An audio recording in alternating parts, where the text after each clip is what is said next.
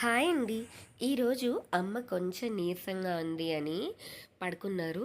So, తను లేచే లోపల ఈ పిండ్లన్నీ నేనే రెడీ చేసేద్దాము అని చెప్పి ప్రిపేర్ అయ్యి, ఇలా పిండైతే వేసేస్తున్నాననమాట.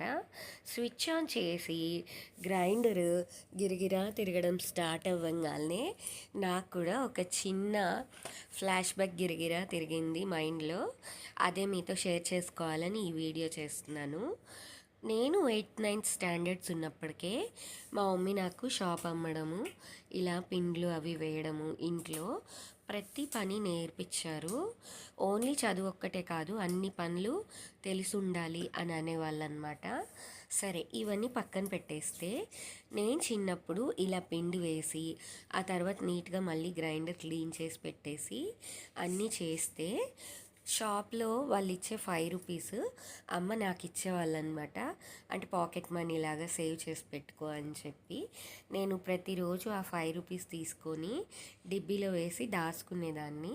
ఆ డబ్బులతోనే నా చిన్న చిన్న ఖర్చులు కానీ, అప్పుడప్పుడు బర్త్డేస్ వచ్చినప్పుడు అన్నకి, అమ్మకి, నాన్నకి చిన్న చిన్న గిఫ్ట్స్ కానీ ఏమన్నా కొనేదాన్ని అనమాట. ఇప్పటికీ అవన్నీ గుర్తు తెచ్చుకుంటే నాకు చాలా ప్రౌడ్గా అనిపిస్తుంది.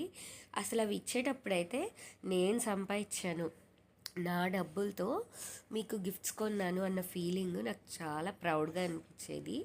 అంతేకాదు, ఇప్పటికీ సరే చదువుకోవడం, జాబ్ ఇవన్నీ పక్కన పెట్టేస్తే రేపు ఏమున్నా లేకపోయినా నేను ఒక కిరాణా షాప్ పెట్టుకొనన్నా బతకగలను, ఒక పిండిమర పెట్టుకొనన్నా బతకగలను అనిపిస్తుంది. ఫన్నీగా మా వారితో కూడా అదే అంటాను, ఎలాంటి సిచ్యువేషన్ వచ్చినా చూసుకుందాము, ఏదో ఒకటి చేసి బతికేద్దాము అనిపిస్తుంది అనమాట నాకు. Thank you so much for watching. Bye bye. Like, share, and subscribe. Thank you.